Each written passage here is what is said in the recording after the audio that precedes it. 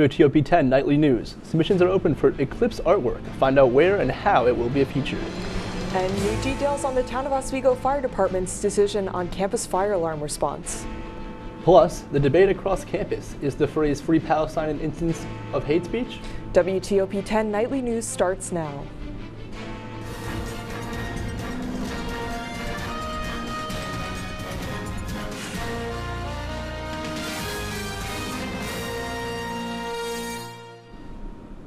Good evening, and thank you for joining us. I'm Casey DeSalle. And I'm Mia Dirks. SUNY Oswego finds itself embroiled in a contentious debate involving defacing of campus property with Free Palestine signs. This phrase, with a complex history, has recently become a slogan calling for an end to Israel's military campaign in Gaza, following Hamas's attack on Israel on October 7th. However, some say this phrase is anti-Semitic, calling for the destruction of the state of Israel. On Monday, SUNY Oswego President Peter Wosu sent a campus-wide email calling these incidents, quote, disturbing. In the email, the president also denounced hate speech. As our Clarissa Karki reports, the president's remarks have sparked a widespread conversation about free speech and student activism on campus. Two signs, one spray-painted, another a paper banner, have riled up the SUNY Oswego campus community.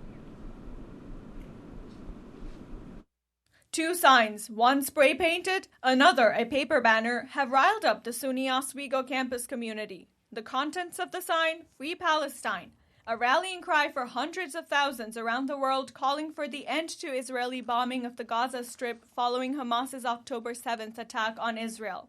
Now, unknown members of the SUNY Oswego community are trying to kickstart the movement here on campus with graffiti, banners, and posters. These acts, which started February 15th, have been met with swift resistance from the campus.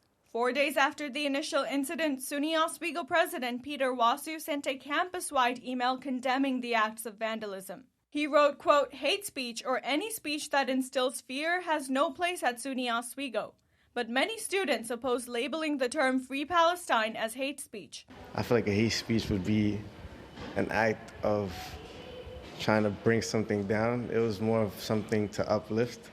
So I disagree that I don't believe it was a hate speech. Some students criticized the president on social media, with one user calling the president's remarks, quote, ignorant. After widespread criticism, the president sent another email clarifying he didn't intend to equate Free Palestine with hate speech.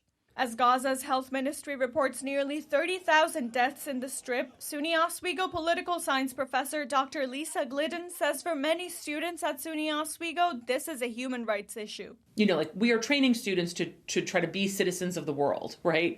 And I think it's really hard for students to look at this and not see it as a human rights issue that needs to be addressed as a human rights issue before it's even addressed maybe as a political issue.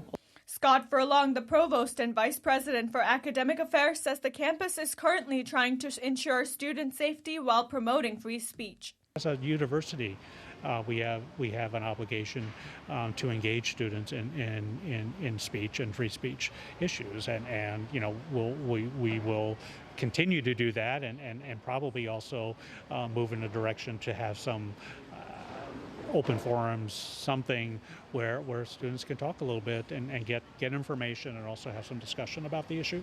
The tensions between the campus and the ones responsible for this vandalism has escalated further when this wall was found covered with pro-Palestinian posters calling for a ceasefire.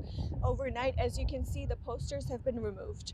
University police are investigating these incidents. As the investigations unfold and the discussions evolve, much of the campus remains on the edge.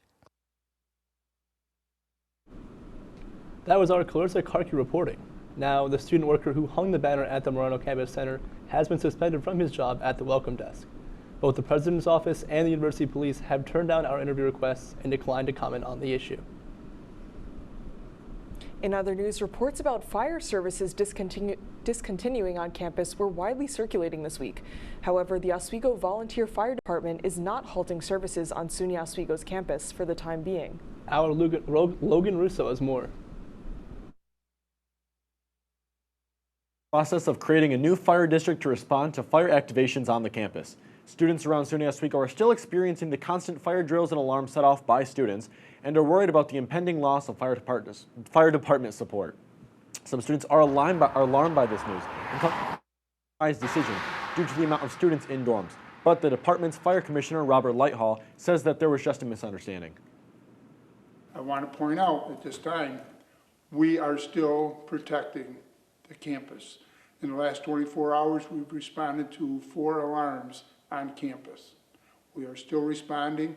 We intend to still respond until there's a resolve to this.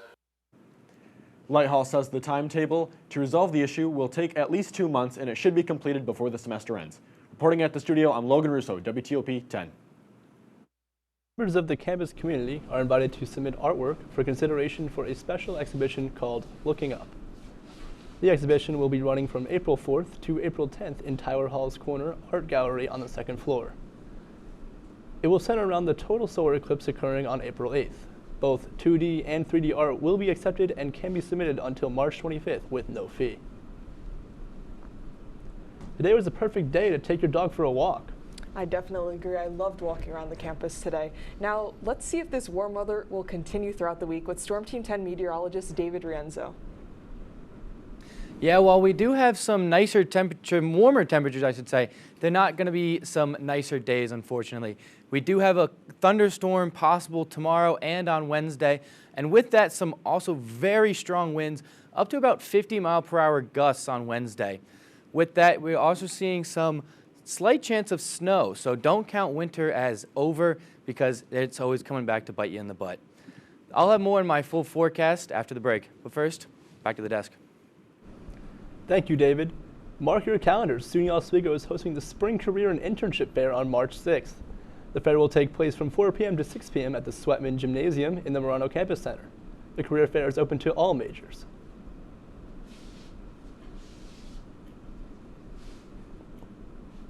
Members of the Oswego community will soon have the chance to support SUNY Oswego's music department. Its collage concert features a variety of student and faculty talent, and as the name suggests, covers a wide range of musical genres and specialties. The concert's donations support the Music Department Excellence Fund. You can show your support at SUNY Oswego's Waterman Theater this Friday, March 1st at 7:30 p.m. Still ahead tonight, more restrictions could be heading Trump's way as his newest New York trial nears. Plus, social media as we know it could be changing. Stay tuned for more after the break.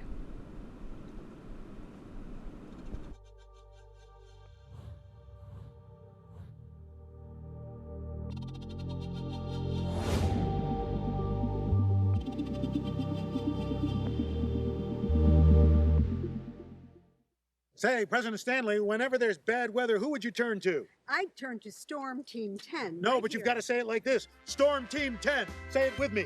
Storm Team 10.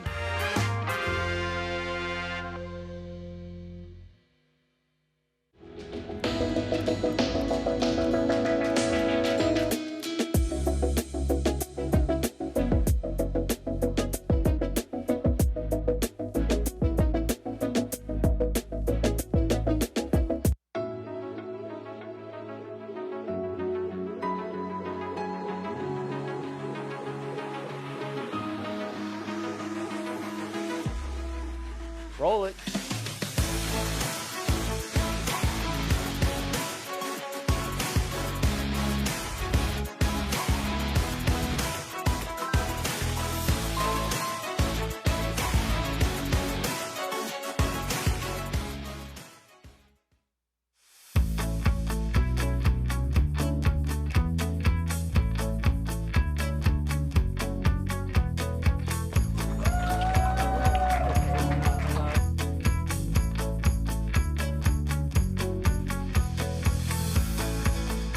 Jill told me it was Kitty from Glee. Yeah, what is it? Al Roker.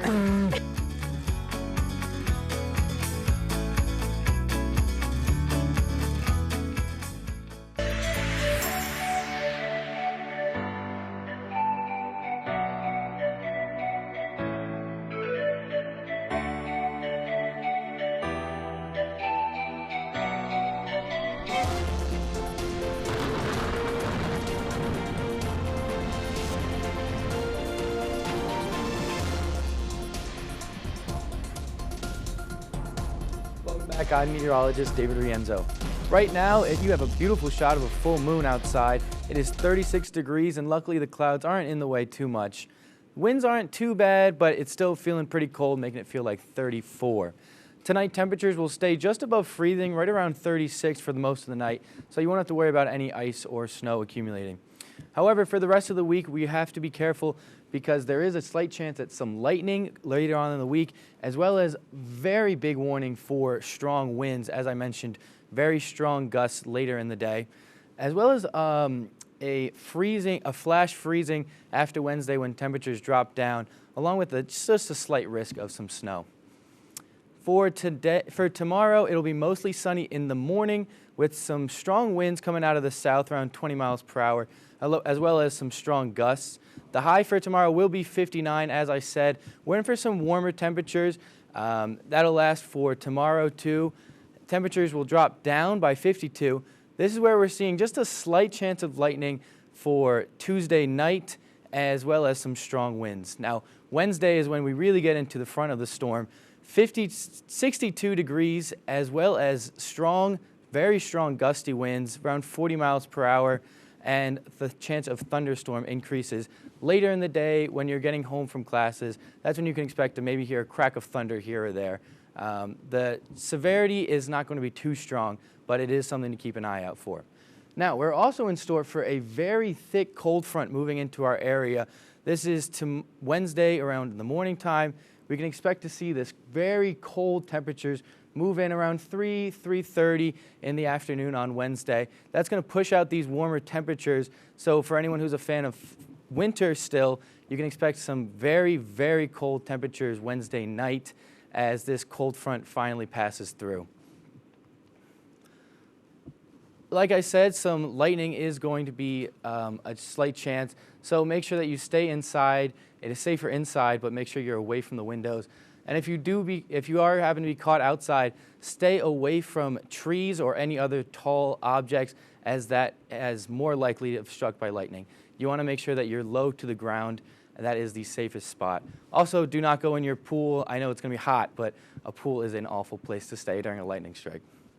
For your 7-day forecast, you'll notice the high temperatures Tuesday and Wednesday, also with those showers possible. Now Thursday, that's when the cold front passes, so we're in for some very cold temperatures Thursday, 29 degrees. It's likely that you'll go outside in the morning and there's going to be some ice, so please be careful. You might want to salt your stairs or your driveway in the morning or at night before you leave. Now temperatures do pick back up Friday, Saturday, Sunday, and into next week too. We're in for some very sunny temperatures, very sunny weather next week, and some high temperatures associated with that. That is my full forecast. Now back to the desk. Thank you, David. The Richard S. Shinneman Foundation announced it will be supplying grants for organizations that aim to improve Oswego County. Those who are interested in the strategic grants can start submitting letters of inquiry to begin the application process on Friday. The deadline for large strategic grants is March 29th, and all others must be submitted by April 12th. Visit their website for more information on how to apply. The Alabama Attorney General's office says they will not prosecute IVF families or providers. The statement comes a week after the state Supreme Court issued an opinion that embryos, whether they're within or outside of a uterus, are children. That means they would be protected under Alabama's Wrongful Death of a Minor Act. At least 3 fertility clinics in Alabama have already halted certain IVF treatment programs over concerns about legal risks. Following the ruling, a bipartisan effort is now underway in the Alabama House and Senate to draft legislation to protect IVF treatments. Today, Manhattan prosecutors requested a gag order in Trump's criminal hush money case. Prosecutors want to stop the former president from publicly disparaging participants in the trial. That includes potential witnesses, court staff, and family members of lawyers and staff. The former president is charged in New York with falsifying business records relating to hush money he paid to adult film star Stormy Daniels. The criminal trial is scheduled to get underway on March 25th. The Supreme Court heard arguments today with the potential to change the course of social media in this country. As Ivan Rodriguez reports, Texas and Florida have both passed laws that forbid social media companies from blocking or removing user content that goes against platform rules. At the heart of Monday's Supreme Court arguments, the First Amendment. Can states ban social media companies from blocking content in order to protect the user's free speech? or does doing so infringe on the company's First Amendment rights to moderate their own platforms? If this statute goes into effect, we'd sort of have to fundamentally change our business models. Texas and Florida both passed laws in 2021 looking to keep social media sites from what the states described as unfairly silencing conservatives. Florida Solicitor General Henry Whitaker argues the state's law is constitutional because it targets behavior, not expression. He says the companies act like public utilities and should be regulated the same way.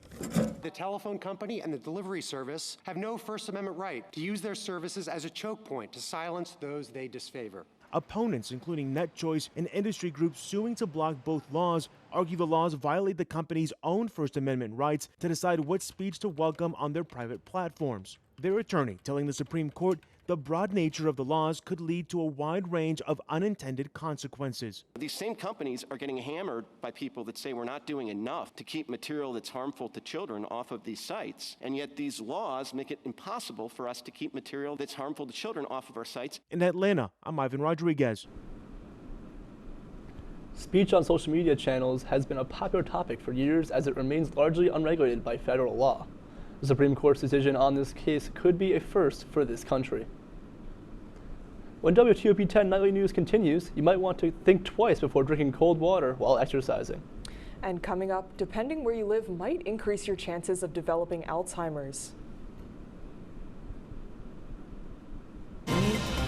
One occur for 2 decades, as the next time one will be visible over the continental U.S. He's May 84. Yarrow told police in the hospital that he had pressed the doorbell and waited. They mix with oxygen and nitrogen. They become briefly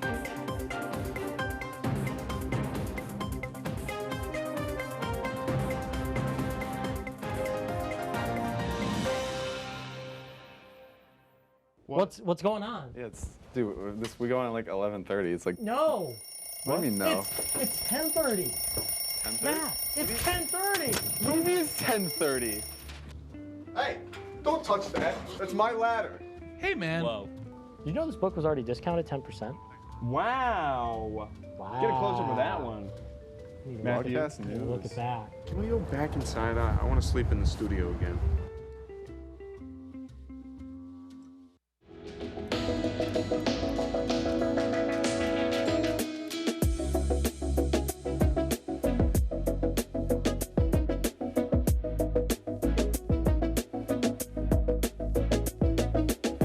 When I was in foster care, I never knew when I would have to move, so I always had my suitcase ready to go.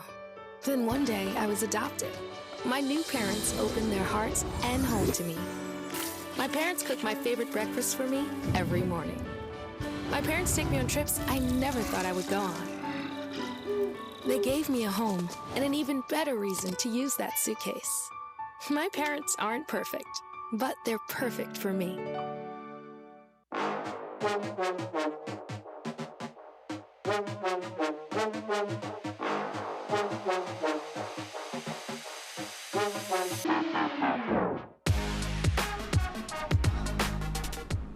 Welcome back. In consumer news, a Houston man is sharing an unusual and frightening story and the medical diagnosis it ultimately led to. When Franklin Arabina was working out, he took a big gulp of ice-cold water and almost died due to heart failure. This was because the cold water was triggering a condition called atrial fibrillation, or AFib, which is when the heart beats out of rhythm. Arabina had heart surgery and has not been to the hospital since, although he still has to take medication. Where you live might increases your chances of developing Alzheimer's. According to a new study, air pollution and Alzheimer's may be linked. The study used tissue from more than 200 donors in Atlanta that volunteered to donate their brains before their death. Those that lived in more polluted areas had more Alzheimer's-related plaques than those in areas that were less polluted. This study is the most recent discovery in connecting air quality and cognitive decline. As college tuition continues to rise, it is important to start planning on what savings account you might want to use for your education. The style most commonly used is a 529, and as Gene Sullivan reports, there are some new changes on how these accounts function. When it comes to saving for college, there are 3 types of accounts parents should know about. Savings account. Your child can use the money for anything, and there's no penalty for withdrawals, but the interest you earn may be lower than other options. custodial account, no withdrawal penalties as long as the funds are used for the child. Returns are taxed at the child's tax rate. The account can't be transferred to someone else. 529 plan. Your money is invested over a period of years. Any return you earn is exempt from federal taxes. If you direct the funds towards educational expenses, your withdrawals are tax-free. Tony Durkin with Fidelity Investment says 529s offer great benefits. A 529 is a great tax advantage way to save and pay for qualified educational expenses. New this year, unused money can be rolled over into a Roth IRA. That was a barrier to entry for some folks to get into 529s because they didn't know what would happen with those unused money. Here's how that works. The 529 must be held for the designated beneficiary, in this case your child, for at least 15 years. The transfer amount is subject to IRS limits. It's $7,000 in 2024. There's also a $35,000 lifetime cap for each beneficiary. The tax benefits are a big selling feature. Every state's different, but a lot of states offer a state tax deduction for contributions made to a 529 account. And when it comes to savings, contribute as much as you can and often. For Consumer Watch, I'm Jen Sullivan. Coming up in sports, Ryan Joyce. Ryan, can you give us a quick preview? Overtime thriller in the Deb. Basketball team has their dancing shoes on and more basketball for New York City teams. That is what's coming up after the break on WTOP-10.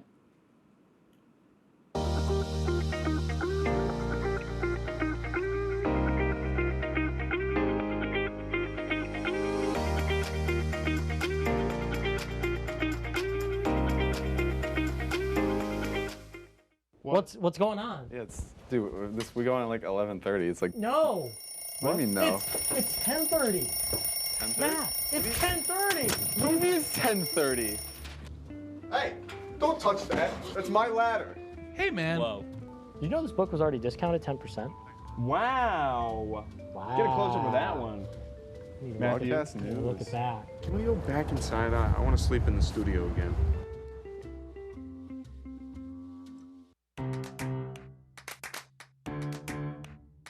We'll deep dive into our feelings in our Real Talk segment. Stay tuned because it's about to get real.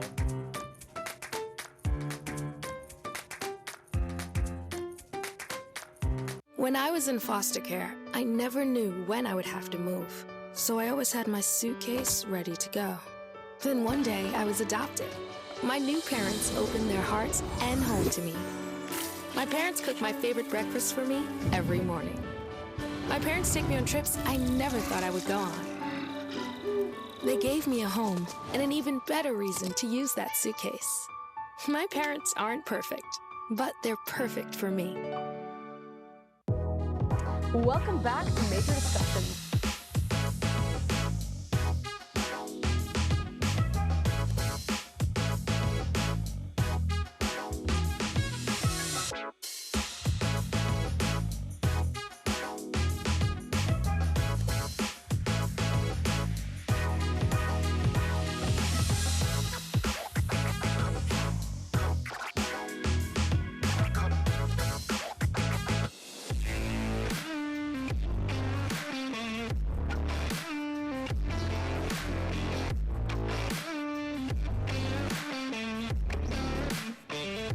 Welcome back, everyone, to WTOP-10 News. I'm Ryan Joyce with your Monday Night Sports Report. Starting it off with a Oswego Sports recap after a playoff-stacked weekend for the Lakers. The men's hockey team, running for a SUNYAC title, fell short to the hands of rival Plattsburgh State, ending their season 3-2 on Saturday night. This game ended up being one of the all-time classics in the rivalry, as it was the 20th meeting between the two, ending in overtime. Tyler Flack and Shane Bull scored a goal in their last games of their Oswego career, with 59 goals between the two to end their career overall. March Madness will get its start right away in Oswego, New York, as the Oswego men's basketball team will host round of 64 and round of 32 games in the Maxfield Gymnasium on Friday, March 1st and Saturday, March 2nd. Oswego as a host team will play the late game Friday at 6 o'clock versus Babson out of Massachusetts, and the early game will be DeSales, who faces off against Williams College at 3:30. The Lakers will try to regroup after their SUNYAC final loss Saturday versus New Paltz. On Saturday, the Duke-Wake Forest men's basketball game didn't go without a little bit of controversy in that one. His star player, Duke For Duke, Kyle Filipowski hurt his ankle during the court storming celebration after Wake Forest knocked off Duke in the big upset. Duke coach John Shire said in the press conference after the game that the ACC should implement a court storming ban and not wait till the offseason to address the issue. This comment has taken over social media and is a big topic of conversation for potential change upcoming here in the future. Some local and national news. The Syracuse native Brianna Stewart has re-signed a one-year deal with the New York Liberty. This will be Stewart's second year with the New York Liberty as she rejoins star Sabrina Ionescu in a championship push, trying to give Liberty their first title in their franchise history. Liberty went to the NBA Finals last season and will bring back the same 5 starters from that season, and they'll keep going forward with Brianna Stewart. But moving into Minnesota, the Brooklyn Nets and the Minnesota Timberwolves, Mikal Bridges, now the franchise player here for this Nets team. Jacque Vaughn gone, Kevin Ollie in. Nets 21-35 on the year against a big, good Minnesota Timberwolves team. How about second quarter now? Karl-Anthony Towns driving in with authority. Throw it down, big man. Get up there. Big dunk there for Karl-Anthony Towns. Has 28 points and 9 rebounds in this game, and we saw him do it from the low block. How about from the right wing? Knocked that one, Karl-Anthony Towns. 4 threes in this ball game. Key player, been on fire since an All-Star game performance. And how about one more for fun here? Little left layup there. Easy one there to go for Karl-Anthony Towns.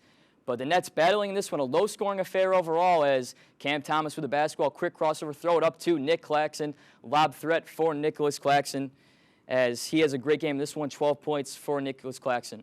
And Anthony Edwards now. A couple moves here, spinning around, doing his best Michael Jordan impression as Anthony Edwards, quick Euro step, up and under, and one, gets that one to go. Doing his best impression there too as well. Timberwolves up 12 in this ball game. They will win that ball game, a score of 101-86 and stay as the Western Conference best. Nets stay at 14 games under 500 and now 11th in the Eastern Conference overall. Ryan, thank you. Stick around to hear more about a Swifties dream job that is currently hiring.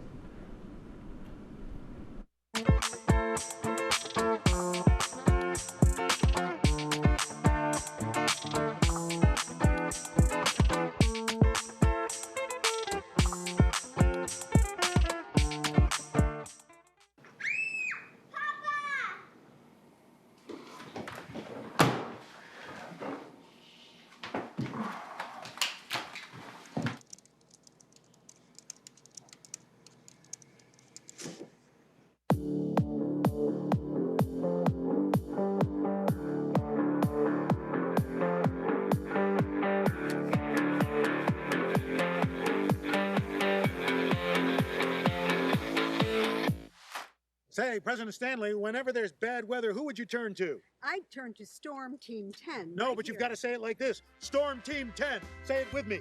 Storm Team 10. What's going on? Yeah, dude, we go on at like 11:30. It's like No. What do you mean no? It's 10:30. 10:30? Yeah, it's 10:30. What do you mean it's 10:30? Hey, don't touch that. That's my ladder. Hey, man. Whoa. You know this book was already discounted 10%? Wow. Get a close-up of that one. Matthew. Broadcast news. Look at that. Can we go back inside? I want to sleep in the studio again.